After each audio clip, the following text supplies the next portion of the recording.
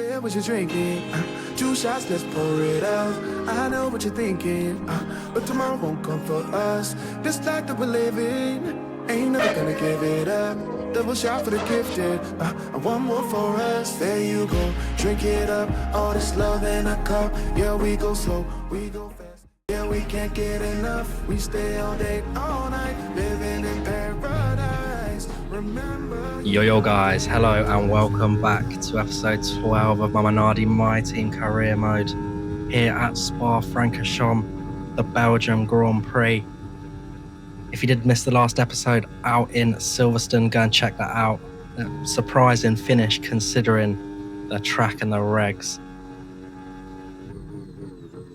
So yeah, last time out in Silverstone, still didn't manage to get any points, but finishing a lot higher than I expected. Obviously last in the sprint race, but 13th place in the main race. So a decent run-in for us, no points though, but is that about to change? Another power track here in Spa. On our first qualifying lap, we actually go P14, not a bad lap there. Turns into 17, but our second lap and our final lap is interrupted by Perez. He gives us a nice little slipstream in the first sector, but we end up losing it in the corner, and yeah, he ends up getting back past us in this one, which unfortunately destroys our lap. But look, we kind of did the same to him, so no hard feelings, but that is going to mean we're actually out in Q1 here.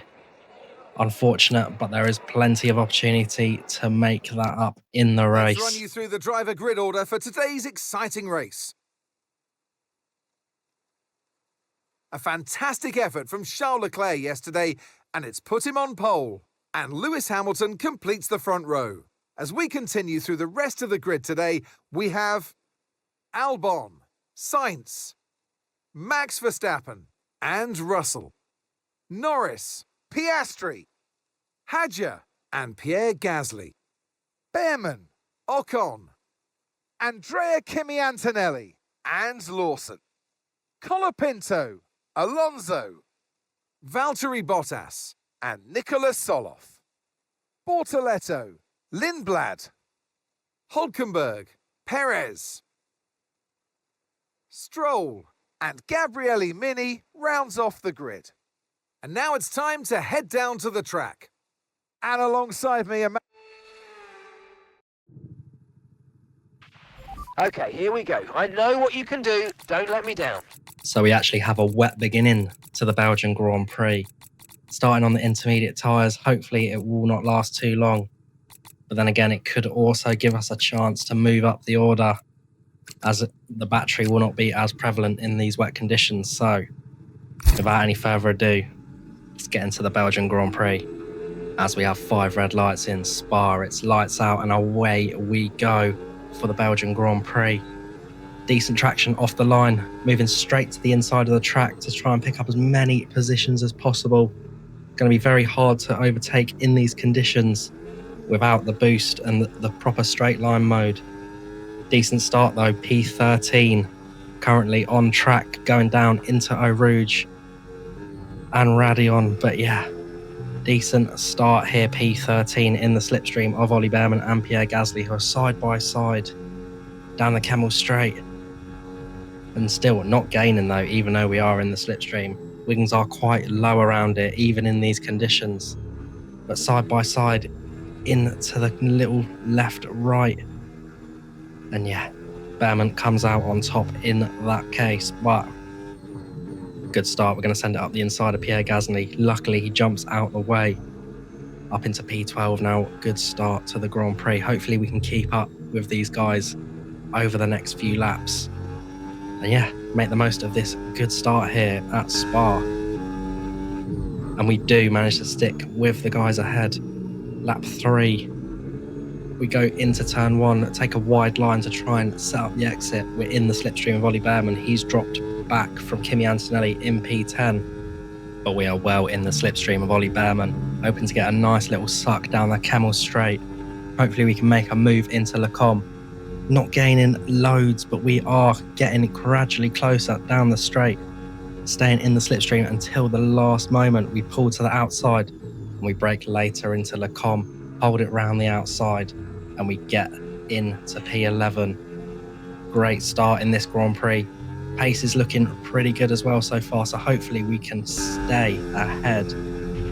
Okay, I think the track's going to be drying out quite soon. Be careful you don't burn out your tyres.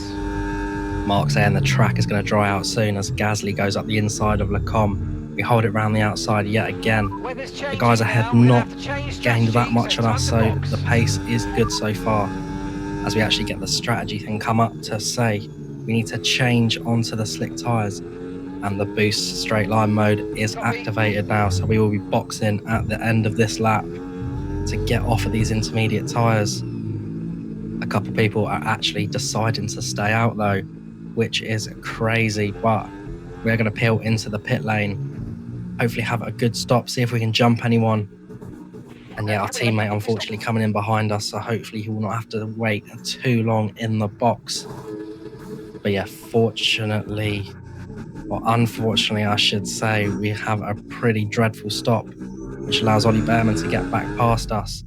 We decide to go on the medium tyres, everyone else on the hards, and the pure traction out of the pit lane on the softer compound gets us straight back past Ollie Behrman. So good stuff there, good decision to go on to the softer compound tyres. Draining a lot of our battery though, all the way down the Camel Straight, and Behrman's going to actually look back. And he's going to go ahead, but we're going to hold it round the outside into Lecombe, give him a big old pinch on the apex. We're going to get the position back. Pierre Gasly ahead of us after our slow stop, but yeah, coming into the end of lap 5, and Gasly actually spins into the bus stop chicane, causing a yellow flag. Can imagine that's going to be a big old car park as well, as everyone else on the intermediates decides to box. And it's going to be a safety car here in Spa, as a load of people ahead come out of the pit lane. And yeah, maybe if we could have waited a lap later, but then it doesn't matter, we're still in the same position as we were. Now at this point of the race, I'm thinking whether to box again, go onto the hards, and maybe go to the end of the Grand Prix. Tyre wear is not that bad around here, especially on the hard compounded tyres. Engineer is potentially thinking the same thing, but going for a hard to soft. And yeah, end of lap 7, we actually decide to pull the plug. The safety car is going to stay out for one more lap, so we are going to take a big gamble here and give up all of our track position here on the softer compound tyres, and we are going to go to the hards to the end of the race.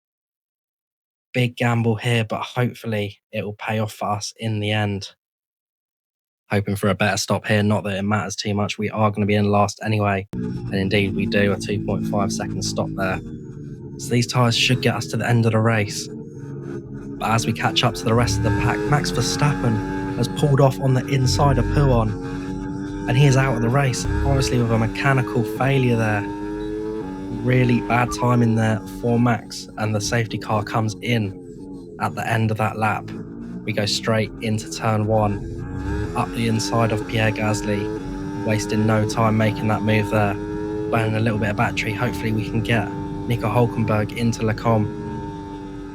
But yeah, picking and choosing where to burn the battery on the straight, so we have enough juice to last us to the end of the straight. We're in the slipstream of Nico Hülkenberg. He's defending to the inside, so we're going to hold the outside and make our way up into P21 already in this race. Actually going purple in the first sector there. So yeah, hopefully we can make up a few positions now. Later in the lap, Lance Stroll is a bit isolated from the guys ahead. We don't want to waste any time, so we're going to burn the rest of this battery to get past the slow Aston man. Yeah, not going to quite get into the overtake, but at the start of lap 11, we are back on the pack. Gabriele Mini in front of us, quite easily dispatched there. Not going to go for a move on the guys ahead though. Unfortunately, we have to wait until the end of lap 11. Going through Blanchimont, Alonso, Perez and Bortoleto all bunching up towards the bus stop chicane, so we have to get out of it completely. We go around the outside of Perez and Alonso and back off a little bit just so we get the overtake on the next lap from Gabriel Bortoleto. Side by side at the exit of the bus stop chicane, Bortoleto with the superior traction, And for whatever reason, the AI just love to burn battery down the start-finish straight. So Perez and nearly Alonso actually make it through, but a bit squirmy on the exit. But we're going to get straight back on the battery here and launch an attack once again on Sergio Perez. Alonso looking at a move into Eau Rouge, but nothing doing there, and we get a superior exit.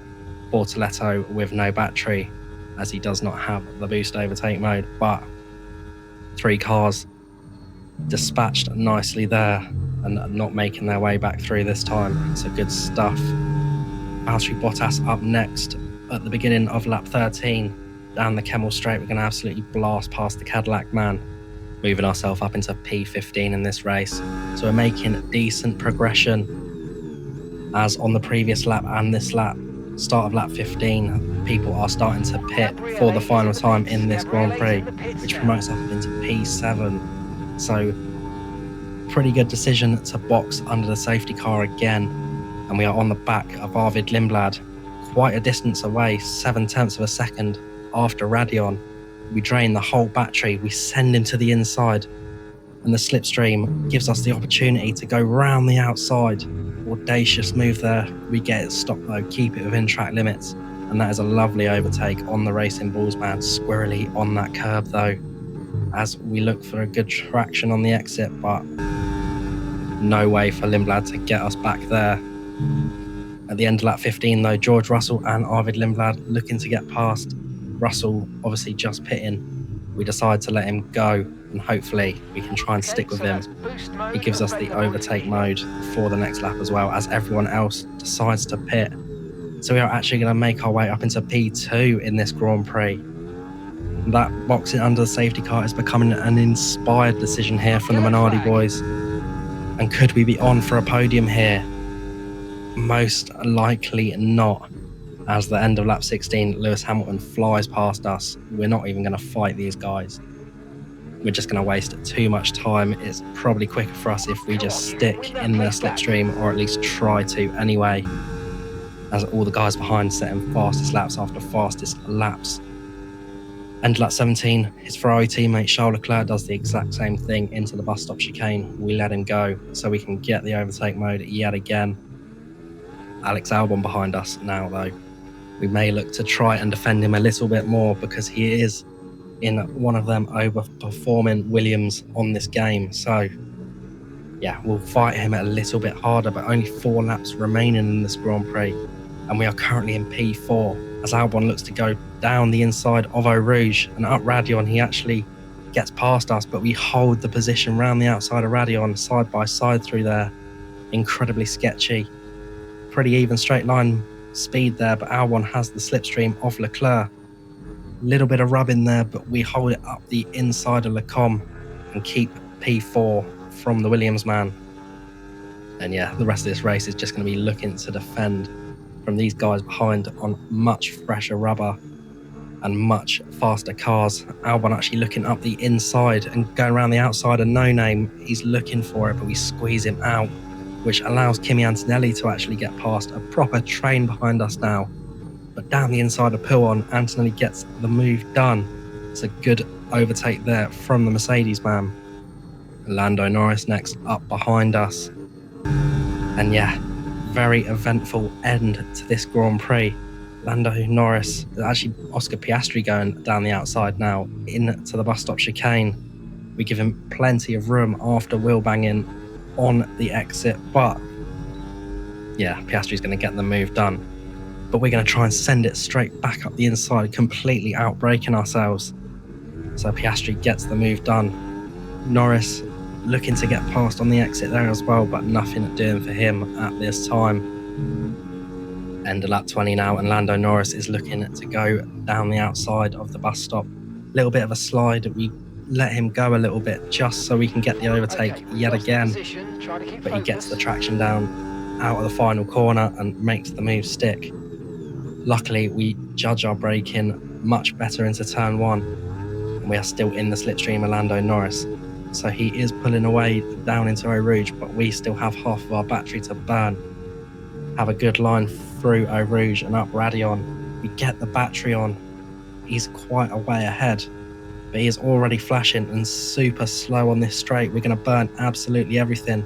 Send him to the inside. We're going to go to the outside though of Lecom. Really good wheel-to-wheel racing here. Lando Norris, we give him just enough room and he knocks us onto the exit mate, curb. boost We mode if lose you the need it, rear end boost and he mode. sends us into the barrier. It was such good racing until Lando has to twitch just at the apex, going into our car, pushes us onto that horrible exit curb, and we just end up in the wall. Horrible driving from Lando there, which puts us back down into P10 as 3 other cars overtake us, and luckily we have a little bit of a gap to the guys behind.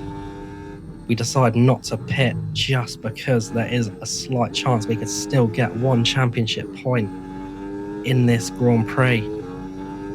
And yeah, towards the end of the final lap, Ocon and Behrman have managed to close up dramatically. Okay, gap to the car About 4 ahead. seconds gain on the last 4.2 lap, seconds. and we're luckily saved a little bit of battery so we can defend on this final lap as George Russell actually wins the Belgian Grand Prix here.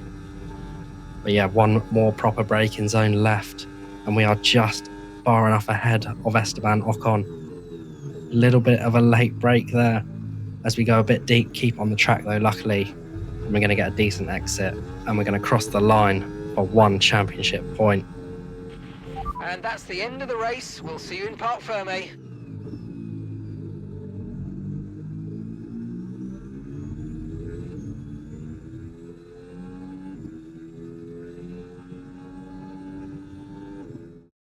We've seen a brilliant display of the Russell hustle. It's George Russell who wins.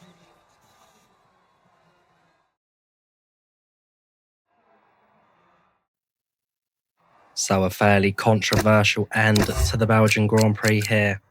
Luckily still picking up 1 championship point after getting run out of road by Lando Norris in the McLaren, us ending up in the wall. Norris ended up in P6, no in-game penalty for that. And in the driver's standings, that moves us up into P11 and P12 respectively, and still P6 in the constructors. But I'm going to need you guys in the comment section below. My FIA stewards here. Is Lando Norris at fault, or have we made a mistake here? As you can see, really good racing into Lecom. Plenty of room on the exit for Lando.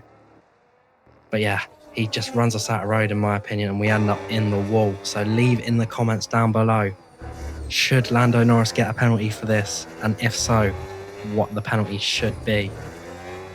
And yeah, that is going to be it from me, guys, in today's episode. Thank you all so much for joining me here at the Belgium Grand Prix.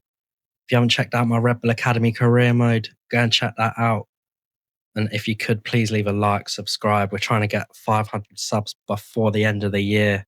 So yeah, that would be an absolute dream if you could do that for me. And yeah, have a good evening, everyone. Thank you all so much, and cheers.